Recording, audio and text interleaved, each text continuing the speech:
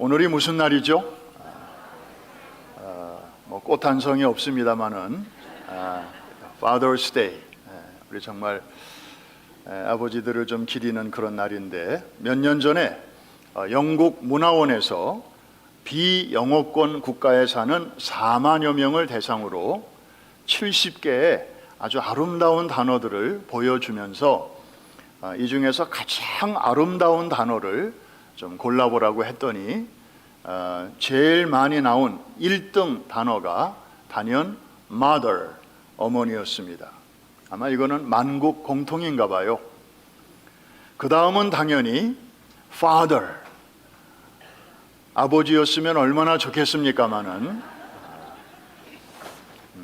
그 다음 나오는 게 passion, 열정, 그 다음에 smile, 미소, 그리고 love, 사랑, 그리고 eternity, 영원 등이 뒤를 이었고, 우리 아버지들이 학수고대하는 father라는 단어는 저 끄트머리에 가 있는 것으로 그렇게 드러났습니다. 그럼에도 불구하고 1960년 이후로 전 세계 여러 대학에서 아빠 양육이 엄마 양육과 어떤 차이가 있는가, 또 어떤 효과가 있는가를 과학적으로 연구하기를 시작했습니다. 대표적으로 캘리포니아 대학의 심리학자인 파크 교수가 아빠 교육의 효과가 엄마에게 전혀 뒤지지 않을 뿐 아니라 심지어 어떤 영역에서는 더 뛰어나다, 이런 얘기를 하면서 소위 아빠 효과라는 말을 만들어냈습니다. Father effect라는 단어를 이분이 처음 만들었다고 합니다. 자, 아빠 효과란 엄마가 줄 수 없는 무언가를 아빠가 줄 수 있다는 거죠. 그리고 아빠가 아이 양육에 적극적으로 인볼브하면 할수록 아이들에게 굉장히 좋은 영향을 이제 많이 미친다는 것을 발견했는데, 그의 연구에 따르면 크게 세 가지로 유익이 있다는 것입니다. 첫째, 다른 아이들에 비해서, 즉 아빠가 이렇게 인볼브하지 않은 다른 아이들에 비해서 언어 능력이 1.5배나 더 뛰어났다는 것입니다. 사실 엄마들은 보통 감성적인 언어를 많이 쓰잖아요. 그런데 아빠들은 무뚝뚝하긴 해도 이성적이고 논리적인 그런 대화를 많이 시도합니다. 그래서 아이들이 이 좌뇌가, 왼쪽 뇌가 많이 발달한다고 하는 거죠. 두 번째로 사회성과 독립성이 굉장히 발달한다고 하는 것입니다. 사실 엄마들은 이 보호 본능이 있기 때문에 아이들이 커가면서 이렇게 막 물건을 막 이렇게 만지고 어지럽히고 그러면 자꾸 막으려고 해요. 그런데 아빠들은 그렇지 않죠. 아이들 데리고 그냥 몸으로 하는 그 놀이를 많이 합니다. 뭐 아이를 빙빙 돌리기도 하고, 또 뭐 공중으로 쳐들었다가 또 받기도 하고, 그래서 엄마가 볼 때는 굉장히 위험하지만 아빠들은 그런 놀이를 많이 하게 되는데, 그런 걸 통해서 성장한 아이들은 굉장히 사회성이 뛰어나다 하는 그런 얘기입니다. 마지막 세 번째로 아이들의 행복 지수가 그렇지 않은 아이들에 비해서 굉장히 높다. 그래서 우울증에도 덜 걸리고, 그 다음에 사춘기를 지날 때 아이들이 비행 혹은 약물 복용 이런 쪽에 아주 안 빠지는 건 아니지만, 그래도 아빠가 늘 같이 이렇게 옆에 있어준 아이들은 좀 덜 빠진다. 그리고 장래의 어떤 포부와 꿈을 아이들이 많이 품게 되고 이제 인생을 긍정적으로 보게 된다는 것을 이제 발견하게 되었습니다. 그런데 여러분, 이런 그 사회적인 측면 외에 이 아버지들에게는 더 중요한 영향력이 있다는 사실을 우리는 간과해서는 안 될 것입니다. 그것은 바로 영적인 측면입니다. 최근 이야기입니다. 미국 교회 컨설팅 기관인 커뮤니오에서 최근 발표한 연구에 따르면, 여러분, 미국이 어떤 나라죠? 400년 전에 청교도 크리스천들이 세운 나라 아니겠습니까? 그런데 오늘날 이 미국에서 기독교가 급격하게 쇠락하고 있습니다. 그런데 그 주요 이유 중에 하나가 아버지의 부재라고 보는 것입니다. 다시 말해서 아버지들이 가정 안에서 영적인 제사장 역할을 제대로 하지 못하게 되면서부터 미국이 영적으로 이렇게 기울어지기 시작했다는 것입니다. 여러분 다 낳아주신 아버지가 계시죠. 그러니까 여기 이렇게 계시는 거 아니겠습니까? 그런데 여러분의 아버지와 여러분의 관계는 어떻습니까? 혹시 돌아가셨어도 생전의 관계가 어떠셨습니까? 어떤 분들은 정말 너무 좋았어요. 우리 아버지 같은 분 없어요. 우리 교회 권사님 중에도 그 아버지에 대한 얘기를 물어보고 제가 깜짝 놀랐습니다. 너무 좋은 추억들을 갖고 있는 거예요. 그런데 저를 포함해서 많은 사람들은 한때나마 아버지에 대해서 굉장한 상처를 갖고 있다는 거죠. 그 아버지와의 관계가 그렇게 건강하지 않는 사람에게 주일날 설교 시간에 강단에서 뭐 늘 이렇게 들려오는 얘기가 뭡니까? 하늘의 아버지께서 죄 많은 우리들을 위해서 하나밖에 없는 아들을 보내주셨다. 그리고 그를 대신 죽이셨다. 그렇게 하시기까지 우리를 너무너무 사랑하신다. 뭐 이런 얘기를 우리가 늘상 듣는데, 과연 뭐 나중에는 그게 하나님의 은혜로 이렇게 어느 날 쑥 받아들여지고 이해가 되고 감사할 일이지만, 그 전까지 과연 이게 쉽게 이해되겠느냐 하는 것입니다. 저 자신도 한때 아버지에 대한 그런 상처가 좀 있었거든요. 그때 제가 전도사 시절인데요, 심각한 문제가 생겼어요. 왜냐하면 기도가 안 되는 거예요. 기도가. 여러분, 우리 기도할 때 시작을 어떻게 하죠? 하늘에 계신 우리 아버지요, 이렇게 이제 하나님 아버지요, 이렇게 기도해야 되잖아요. 그런데 하나님까지는 나오는데 아버지가 잘 안 나와. 왜냐하면 아버지 하려니까 그 육신의 아버지가 이렇게 오버랩이 딱 되면서 그 아버지와의 불편한 관계가 딱 중간에 이렇게 들어오니까 혹시 저기 계신 아버지도 이분하고 좀 닮은 점은 없지는 않을까. 그러면서 영 기도가 시원하게 안 나오는 거예요. 게다가 오늘날 동성결혼 합법화 결정들이 나라마다 지금 막 일어나고 있지 않습니까? 제일 앞장선 나라가 네덜란드예요.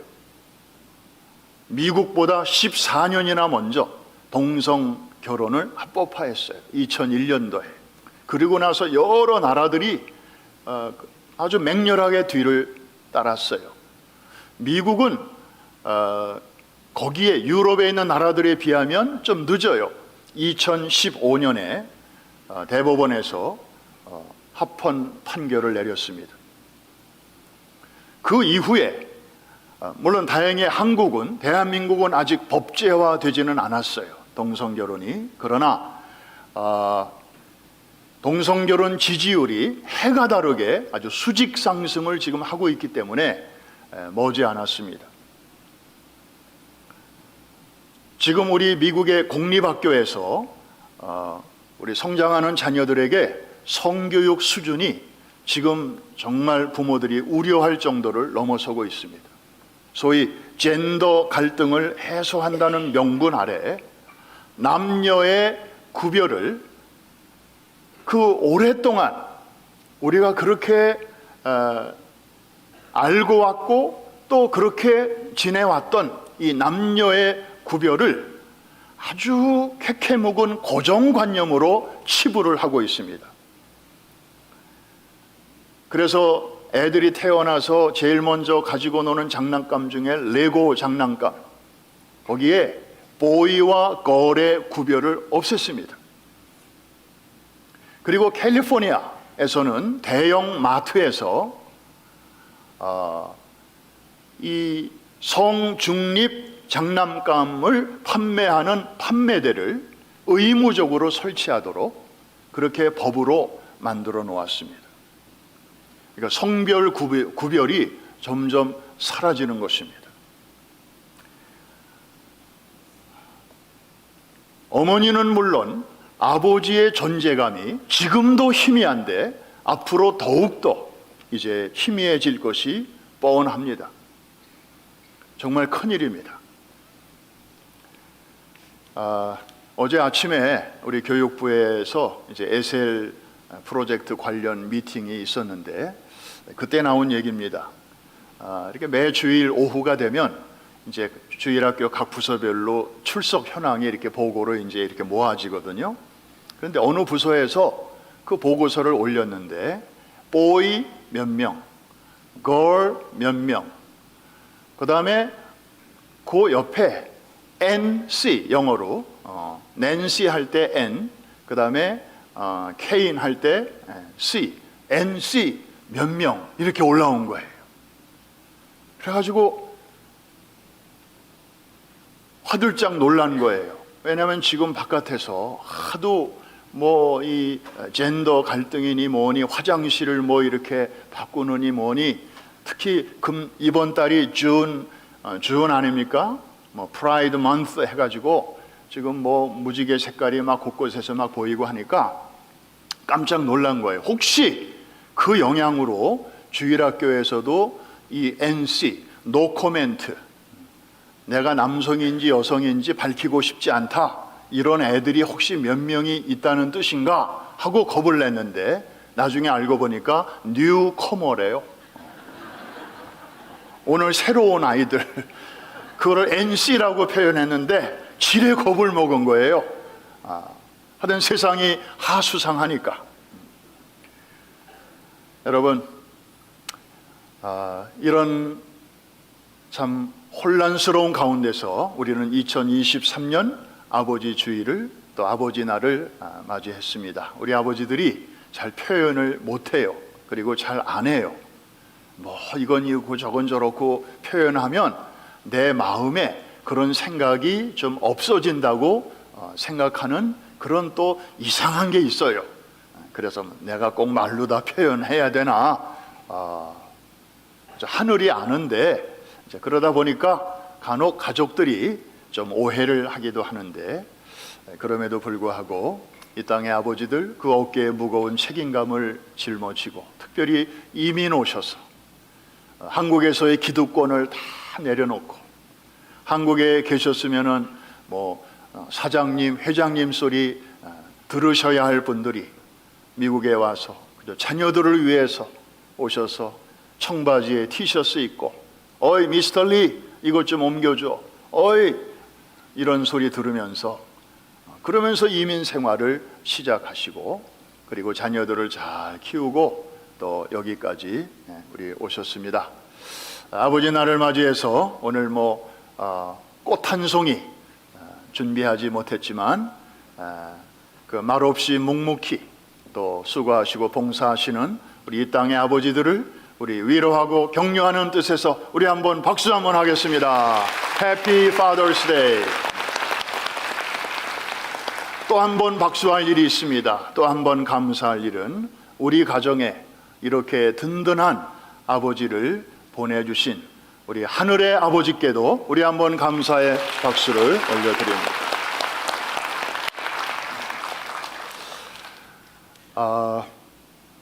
이제 요한계시록으로 오늘 돌아옵니다. 붉은 용과 여자의 싸움, 세 번째, 그리고 세 번째이자 마지막 시간이 되겠습니다. 사탄에게 있어서 가장 큰 위협은 여자에게서 태어나는 한 아이다라는 것을 우리가 계속 공부하고 있습니다. 그래서 이 큰 용은 퍼스트 라운드로는 아이의 출생을 이제 막아보려고 애를 쓰는 것이죠. 그래서 이제 아브라함 가정을 파괴하려 했다. 누구를 통해서? 항상 사람을 사용하죠. 바로 왕을 통해서, 그리고 그랄 왕을 통해서 두 번씩이나 메시아 오시는 길을 원천적으로 차단하려고 했던 것입니다. 그러나 실패. 그러자 세월이 흘렀는데도 이제 붉은 용은 그 발톱을 결코 내려놓지 않습니다. 이제는 다윗으로 타겟을 옮깁니다. 왜? 아브라함과 다윗의 자손으로 메시아가 이 땅에 오실 것을 알고 있었기 때문에. 그래서 다윗을 죽이려고 합니다. 누구를 통하여? 사울 왕을 통하여. 번번이 실패합니다. 그리고 또 시간이 흘렀습니다. 사탄이 잊어버릴 만도 할 텐데, 아이고 천만에요. 이번에는 다윗의 그 머나먼 후손들, 이 왕자들을 하루아침에 다 죽여버립니다. 누구를 통하여? 아달랴라고 하는 한 여인을 통해서죠. 그런데 또 실패로 끝납니다. 그때 누군가가 1살짜리 왕자를 간신히 빼내가지고 유모를 통해서 왕궁 안에서 6년 동안이나 이 아이를 기르게 됩니다. 왕궁 바깥으로 빠져나가야 되는데 그러다가 혹시라도 걸리면 얘마저 사라질 수 있기 때문에 왕궁 안에서 정말 얼마나 긴장된 하루하루였겠습니까? 하마터면 끊어질 뻔했던, 하마터면 꺼질 뻔했던 다윗의 그 등불이 간신히 그 1살짜리 아이를 통해서 이어지게 되었고, 결국에 이제 훗날 메시아가 아브라함과 다윗의 자손으로 오시게 되었던 것이죠. 사실 여기까지 이제 지지난 주일까지 우리가 살펴본 것인데, 여러분들 표정을 제가 앞에서 보니까 반쯤은 맞아 우리가 거기까지 했지, 그런데 반쯤은 그런 일이 있었나 싶은 표정으로 앉아 계시는데, 제가 한번 묻겠습니다. 여기까지, 이게 이제 구약의 그 치열한 영적 전쟁의 히스토리인데, 여기까지 이해가 되시는 분들만 아멘 하십시다. 2층에 한번 묻습니다. 여기까지 이해가 오셨으면 아멘. 네. 아래층에 묻습니다. 좌우 윙을 포함해서 여기까지 그런 대로 희미하지만 생각이 납니다 하시는 분들 아멘. 네. 그런데 사탄이 실패했지만 또 포기할 자가 아니죠. 구약 시대에 보면 그 외에도 정말 아브라함의 후손, 또 다윗의 후손을 한날 한시에 제노사이드, 그야말로 인종 청소를 시도한 때가 있었습니다.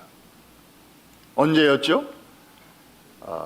에스더서에 보면 하만을 통하여 유대인들을 진멸시키려는 음모가 진행 중에 있었죠. 그때 한 여인과 한 남성을 통해서 이제 그 위기를 모면하게 되는데, 그 여자 주인공이 누구죠? 에스더. 또 남자 주인공, 남자 옆에서 도와준 사람은 누굴까요? 그의 삼촌인 모르드게.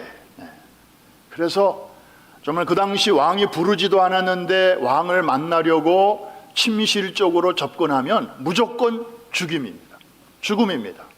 왕을 해하려는 목적으로 오는 것으로 간주해서 죽음을 각오해야만 그렇게 갈 수 있었는데, 그때 에스더가 유명한 말을 하죠. 내가 죽으면 죽으리이다. 나를 유대인으로서 이렇게 이방 나라의 왕비로 세우신 것은 이때를 위함이 아니었던가. 용기를 발휘해서 민족을 구원하기 위해서 에스더가 그렇게 나섰을 때 하나님께서 도와주셔서 그 하만이라는 사람을 사용해서 사탄이 유대인들을 전멸하려고 했지만 그 위기를 또 모면하게 됩니다. 그래서 이런저런 일들을 통해서 많은 우여곡절이 있었지만은 결국 여자를 통해서 메시아 아기가 이 세상에 태어나게 되었는데 그것이 바로 크리스마스죠. 여러분, 저는 메리 크리스마스, 이 크리스마스 시즌이 오면 우선 기쁘고 감사하고요. 그런데 제 마음속에서는 정말 눈물이 흐르지 않을 수가 없습니다. 왜?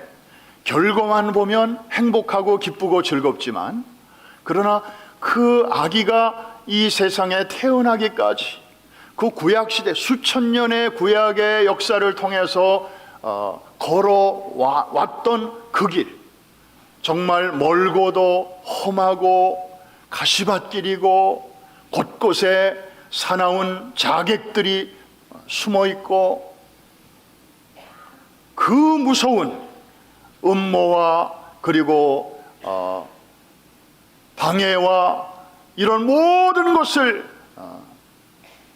딛고 저와 여러분을 구원하시기 위해서 이 땅에까지 주님이 오셨구나.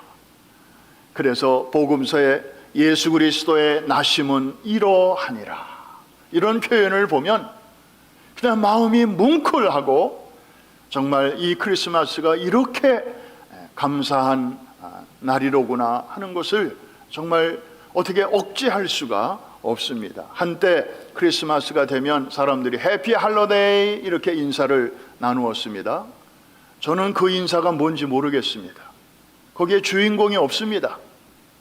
그냥 왜 좋은지 아무런 이유가 거기에는 나와 있지 않습니다. 그거는 우리 크리스찬들의 용어가 아닙니다. 다행히 최근 몇 년 동안 메리 크리스마스라는 인사가 다시 우리 곁으로 찾아왔지요. 우리는 정말 당당하게 크리스마스 이 단어 속에 거기 그리스도가 들어 계시잖아요. 주님이 우리를 구원하시기 위해서 정말 이 피가 철철 흐르는 그 길을 넘고 넘어서 그 고난길을 헤치고 이 땅에 찾아오신 그날이기 때문에 우리는 정말 누가 뭐래도 사람들을 만날 때마다 메리 크리스마스라고 당당하게 인사해야 될 줄로 믿습니다. 아까 제가 왜 메리 크리스마스라고 했는지 이제 이해가 오시죠? 한 번 더 좌우에 계신 분에게 이렇게 다정하게 그러나 힘차게 당당하게 한 번 더 인사하겠습니다. 메리 크리스마스. 그렇습니다. 주님이 오셨습니다. 그런데 사탄은 정말 대단해요. 포기를 몰라요. 여기까지는 퍼스트 라운드였어요. 근데 세컨드 라운드가 또 기다리고 있었습니다. 그건 뭐냐면은 태어난 아기를 죽이려는 용의 시도였어요.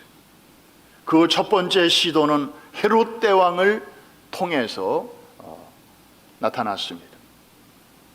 베들레헴 지경에서 태어난 2살 미만의 아이들을 모조리 죽여라!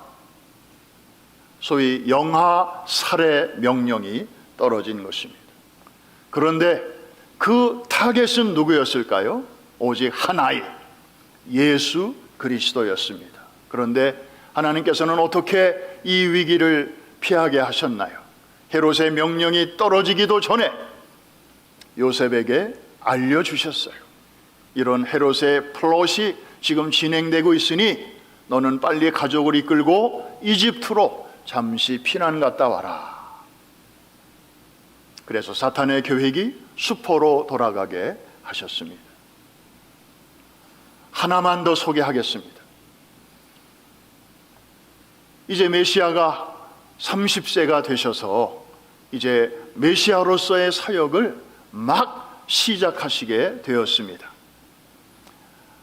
당신의 고향이 나사렛이죠. 물론 태어나신 곳은 베들레헴이지만 그거는 여행 중에 태어나셨고 이제 어린 시절을 성장 과정을 보내신 동네는 나사렛이에요. 그래서 나사렛 예수, 나사렛 예수, 우리가 그렇게 말을 하는 거죠.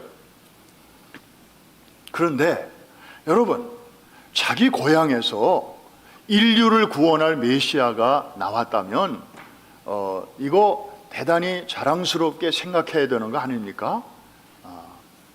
그리고 그 사람을 아주 이렇게 존경하고 존중해야 되는 거 아닙니까? 그런데 어떻게 된 영문인지, 이 나사렛 사람들, 이 동네 사람들 중에 다수가 어느 날 회당에서 말씀을 전하고 나오시는 예수님을 끌고 나사렛에 있는 저 절벽으로 끌고 갑니다. 누가복음 4장에 이 내용이 기록되어 있어요. 그 사진 한번 보여드리겠습니다. 저기가 바로 나사렛에 있는 절벽산이라고 하는 곳입니다. 마운틴 프레시피스. 저 절벽 꼭대기에 저렇게 서 있으면 발 아래로 마치 호남 평야와 같은 이스라엘 평원이 한눈에 탁 들어옵니다. 굉장히 높은 곳이에요. 그런데 저 허여스름한 저 바위, 저 위에서 밑을 이렇게 내려다보면 깎아지른 절벽입니다. 저기서 누군가가 이렇게 밀어서 떨어진다면 생존이 거의 어려워요. 그런데 2000년 전에 그 동네 사람들이 예수님을 저기로 끌고 간 거예요. 아마 저 사진 어딘가에 예수님의 발자국이 남아있을지도 모릅니다. 무슨 목적으로 했을까요? 죽이려고, 사역을 못하게 하려고. 그런데 예수님께서는 저 위기를 경험하시면서 또 잘 피하셨는데, 오늘 4장 28절부터 한번 직접 확인해 보겠습니다. 시작. 회당에 있는 자들이 이것을 듣고 다 크게 화가 나서 일어나 동네 밖으로 쫓아내요. 그 동네가 건설된 산 낭떠러지까지 끌고 가서 밀쳐 떨어뜨리고자 하되, 그 다음 예수께서 그들 가운데로 지나서 가시니라. 성경은 저렇게 담담하게 묘사하고 있지만 여러분, 저것을 드라마타이즈 해가지고 만일 무대에서 이렇게 올린다고 하면 저 순간이 얼마나 일촉즉발, 아주 긴장된 순간이었겠습니까? 저것을 하나의 그냥 우연히 일어난 해프닝으로 봐서는 안 될 것입니다. 계시록 12장, 붉은 용과 여자의 싸움, 이게 바로 구약이라면 이제는 타겟이 바뀌어서 붉은 용과 아이의 싸움, 이게 바로 신약입니다. 그 신약의 관점으로 저 사건을 바라볼 때 비로소 아하, 그래서 사탄이 이번에는 나사렛 동네 사람들을 이용해서 이렇게 메시아에 가는 길을 막으려고 했구나 하는 것을 알게 됩니다. 이해가 되시면 아멘 하십시다. 사랑하는 성도 여러분, 이외에도 정말 주님이 그 십자가의 죽으심을 통하여, 그리고 그 이후의 부활을 통하여 우리의 구원을 이루시고 뱀의 머리를 상하게 하시려는 이 위대한 구원의 역사를 방해하기 위해서 온갖 방법을 다 동원을 하지요.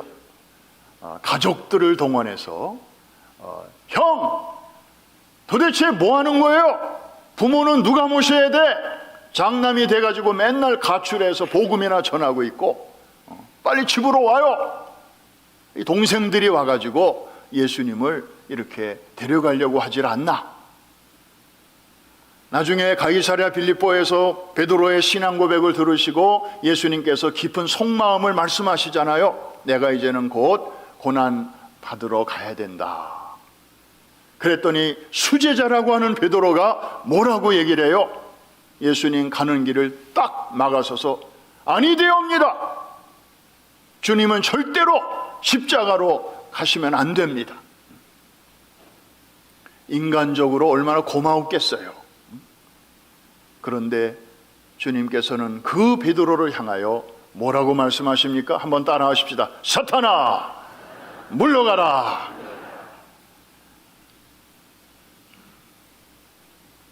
한 번 더 하겠습니다.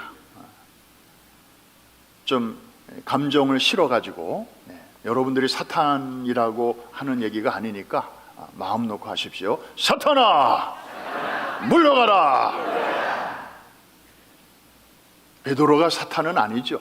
그러나 사탄이 베드로를 그 순간 이용하는 것입니다. 조금 전에 위대한 신앙의 고백을 하였던 베드로지만 인간은 이렇게 약한 거예요. 하나님의 도구가 되었다가 어느 순간에 사탄의 도구로 전락하는 게 우리 인간인 것입니다. 예수님이 드디어 십자가에 달리셨습니다. 이제 거의 하나님의 뜻이 이루어지기 직전입니다. 다 이루었다라고 말씀하시기 직전입니다. 그때 사탄의 최후의 유혹이 다가옵니다. 누구를 통하여? 한쪽 편의 강도를 통하여. 뭐라고 얘기합니까? 당신이 진정 메시아라면 당장 내려와서 우리를 구원하라. 여러분, 너무나 집요하지 않습니까? 정말 징그럽지 않습니까? 사탄의 하는 그 방법이 너무나 무섭지 않습니까? 그 마지막 순간 사탄은 끝까지 포기하지 않고 그 지칠 대로 지쳐있는 그 연약해진 그 예수님에게 그런 마지막 유혹을 던졌던 것입니다. 그러나 주님은 이것도 이기고 저것도 이기시고 그것마저 이기시고, 한번 따라해 주시기 바랍니다. 다 이루었다. 누구를 위해서? 저와 여러분의 구원을 이루시기 위해서. 적당한 순종이 아니라 끝까지 순종하셨습니다. 그 열매로 저와 여러분이 오늘 이렇게 하나님의 자녀로서, 예배자로서 이 자리에까지 오게 된 줄로 믿습니다. 말씀을 마칩니다. 우리는 지금 신약의 마지막 때를 살아가고 있습니다. 주님의 재림이 결코 언제 이르는지는 모르지만 아주 멀지는 않은 것 같다고 믿는 사람이나 안 믿는 사람이나 이구동성으로 말하고 있습니다. 지난주인가요?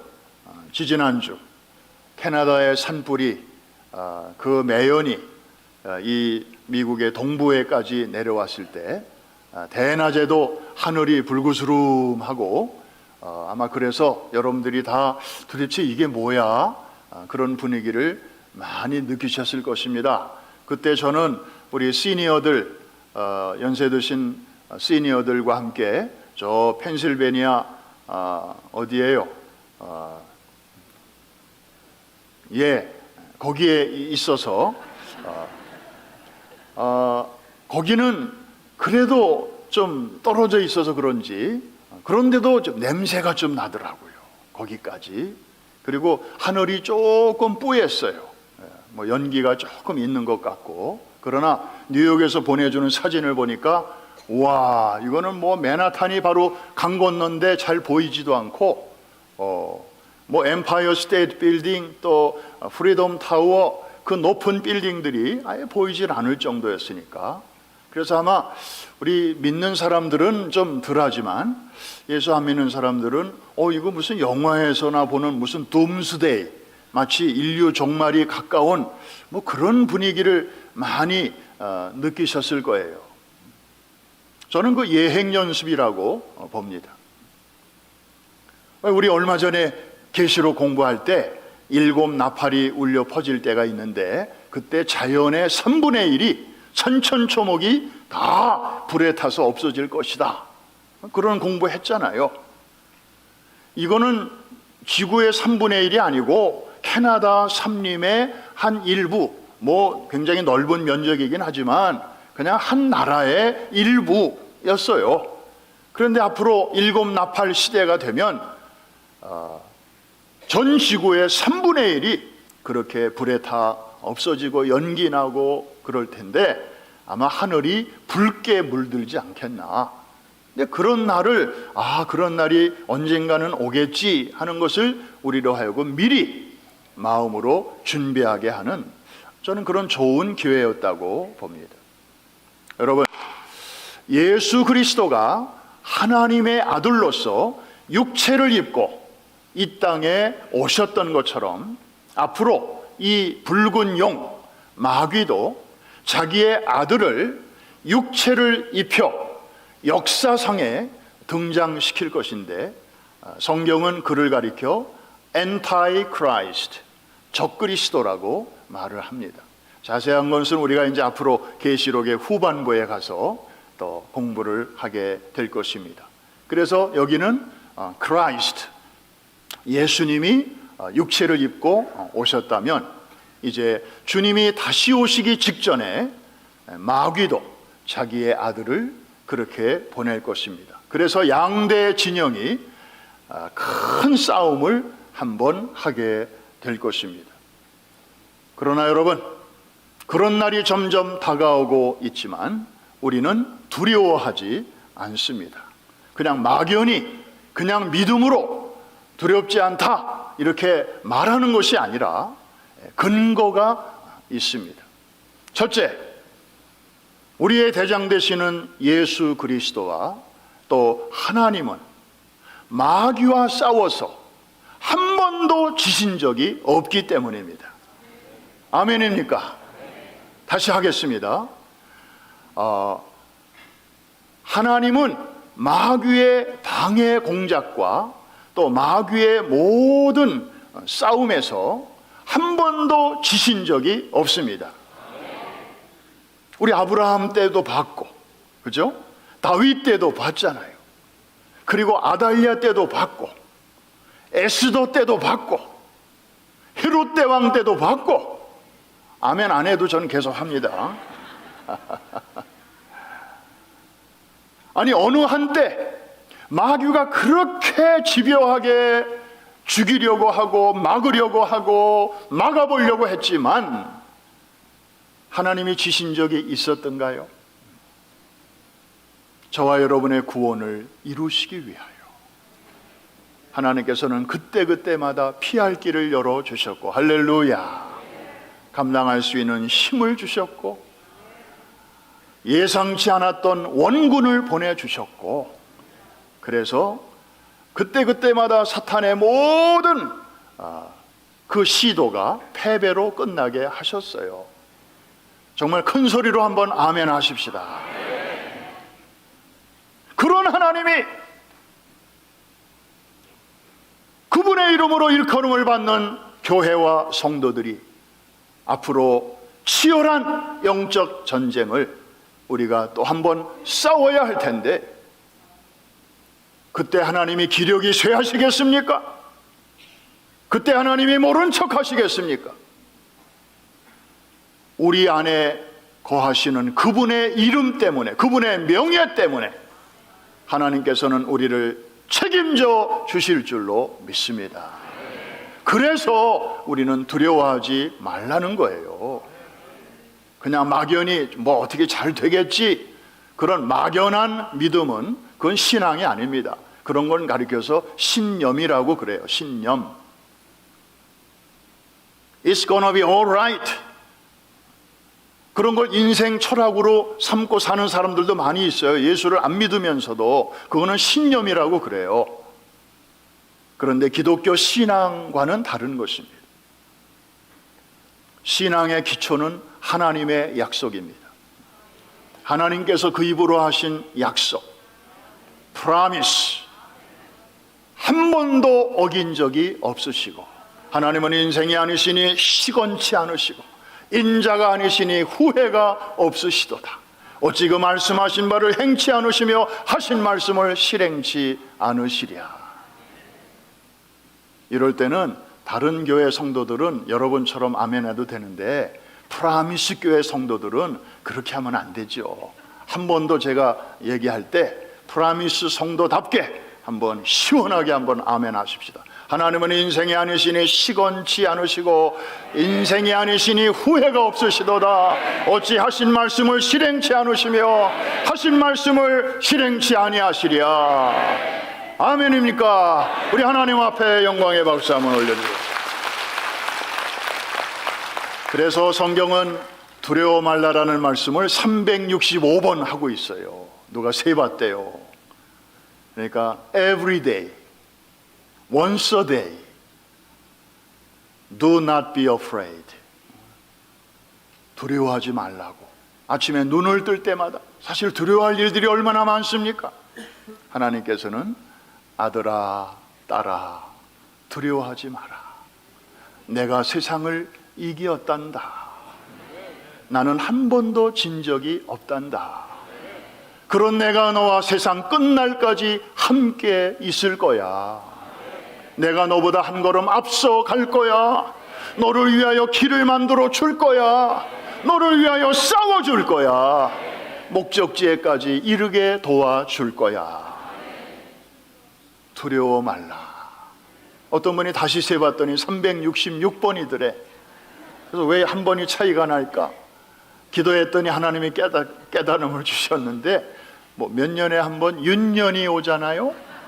2월 달이 하루가 더 있어. 그날 그 해는 하나님께서는 그 짜투리까지도 행여나 우리가 365일은 두려워하지 않으면서도 그날 하루 두려워할까 봐 그날마저도 챙겨 주셨구나. 할렐루야. 두 번째로 우리가 두려워하지 말아야 할 이유는 또 하나 있어요. 이미 그 싸움의 결론이 나와 있기 때문이에요. 최후의 승리는 예수 그리스도와 그에게 속한 성도들에게 있음을 성경은, 특별히 요한계시록은 우리에게 미리 알려주고 있습니다. 그러므로 그날 이기기로 작정된 싸움을 준비하는 우리는 오늘 하루를 어떻게 살아야 될까요? 아무렇게나 살면 안 되겠죠? 그날의 예행 연습을 하는 마음으로 살아야 할 것입니다. 어떤 어려움이 다가올 수 있습니다. 그럴 때 내가 앞으로 큰 싸움에서 이길 사람인데 이 정도 시시한 문제 앞에서 내가 이렇게 흔들리면 되겠나? 내가 이 정도의 어려움 앞에서 내가 이렇게 비틀거리면 되겠나? 그러면서 믿음의 옷깃을 여미고 사고의 근육을 키우고 믿음의 담력을 키우고 영적인 맷집을 길러야 될 줄로 믿습니다. 저는 그 월드 시리즈, 야구의 월드 시리즈 할 때 가만히 보면 그 얼마나 긴장된 순간입니까? 그런데 타석에 들어서기 전에 다음 타자가 어떻게 하나 잘 봤더니 이제 자기 차례를 기다리면서 가만히 있는 게 아니고 이제 이 섀도우 배팅을 뒤에서 연습을 해요. 그런데 배트에다가 납덩이를 이렇게 씌워요. 그리고 그러면 더 무거워진 이 방망이를 여러 번 뒤에서 이렇게 흔드는 거예요. 저쪽에서 투수가 던지는 공의 스피드를 이렇게 봐가면서 그럼 자기는 그 뒤에서 그 속도에 맞추어서 이 무거운 방망이를 몇 번 휘둘다가 이제 자기 순서가 되면 납덩이를 떼내고 그리고 타석에 들어가는 거예요. 그러면 방망이가 갑자기 가벼워져요. 그래서 타이밍을 잘 맞추는 거예요. 이야, 이 프로 야구 선수들도 그 한 번의 안타와 홈런을 치기 위해서 저렇게 무거운 거를 씌우고 연습을 하는구나. 많이 배웠어요. 우리 너무 편안한 것만 찾지 말아요. 여러분, 최정예 군인들은요, 최악의 상황을 염두에 두고 훈련을 해요. 그래서 네이비 실 같은 그런 아주 최강의 군인들이 나오는 거지, 그냥 뭐 할 거 다 하고 볼 거 다 보고 놀 거 다 놀면서 그런 군인들은 그냥 보통 군인이에요. 사랑하는 성도 여러분, 그날에 어차피 우리가 이길 텐데 그러기 위해서는 오늘의 싸움에서부터, 작은 싸움에서부터 우리가 이겨야 될 줄로 믿습니다. 무엇으로 이겨야 할까요? 세상 사람들처럼 그렇게 이에는 이로 눈에는 눈으로? 아니에요. 그러면 전도길 막혀요. 요한계시록 14장 12절에 답이 있습니다. 우리 같이 한번 보겠습니다. 시작. 성도들의 인내가 여기 있나니 그들은 하나님의 계명과 예수에 대한 믿음을 지키는 자니라. 여러분, 인내해야 될 줄로 믿습니다. 너무 이렇게 욱하는 분들 저 말씀을 계속 좀 마음에 새기시기를 바랍니다. 인내가 여기 있나니, 이 마지막 때가 될수록 성도들에게 필요한 게 인내예요. 그러면 무엇을 근거로 해서 우리가 인내해야 되나요? 두 가지. 하나님의 계명, 즉 말씀. 두 번째로는 예수에 대한 믿음. 이 두 가지를 양보해서는 안 될 줄로 믿습니다. 우리가 이거 절대 양보하면 안 돼요. 이거 제껴놓고 이 영적인 싸움에 나가면 백전백패합니다. 특별히 예수 믿는 사람들, 정말 저거 빼놓으면 너무 약해, 우리는. 그래서 우리의 무기는 저거예요. 하나님의 말씀, 그리고 예수 그리스도에 대한 신뢰. 어떤 상황에서도 저것을 꼭 붙잡고 있어야 우리는 오뚜기처럼 어떤 상황에서도 흔들흔들 하다가도 딱 중심 잡고 제대로 설 수 있게 되는 줄로 믿습니다. 너무 좋은 말씀이에요. 한 번 더 읽겠습니다. 시작. 성도들의 인내가 여기 있나니 그들은 하나님의 계명과 예수에 대한 믿음을 지키는 자니라. 주님께서 우리에게 마지막으로 이렇게 위로해 주셨습니다. 너희가 세상에서는 환난을 당하나 담대하라. 내가 세상을 이기었노라. 우리가 환난 당하는 거 주님이 알고 계세요. 크고 작은 어려움이 있다는 거 다 보고 계세요. 그런 우리에게 한번 따라해 주세요. 담대하라. 내가 세상을 이기었노라. 지난날에도 이기시고 또 이기신 주님이 이제도 앞으로도 우리를 위해서 싸워 주시니 한번 묻겠습니다. 우리가 이기되 넉넉히 이길까요? 간신히 이길까요? 어쩌면 그렇게 잘하세요? We are more than conquerors. 그냥 가까스로 이기는 정도가 아니죠. 5와 7이 만나면 12이 돼서 6과 싸우면 간신히 이기는 게 아니고 한번 따라해 주세요. 더블로 이긴다. 갑절로 이긴다. 넉넉히 이긴다. 아멘입니까? 그렇습니다. 오늘도 이 확신을 가지고 우리 부활하신 주님의 손을 꼭 붙잡고 정말 우리는 이기기 위해서 사는 사람이 아니고 이미 이긴 자로서 이긴 자답게 하루하루를 살아가야 될 줄로 믿습니다. 주님이 함께 하시니 주님의 손을 꼭 붙잡고 오늘도 이 예배가 마치면 삶의 예배로 주님과 함께 당당히 나아가시는 여러분 모두가 되시기를 주의 이름으로 축복합니다.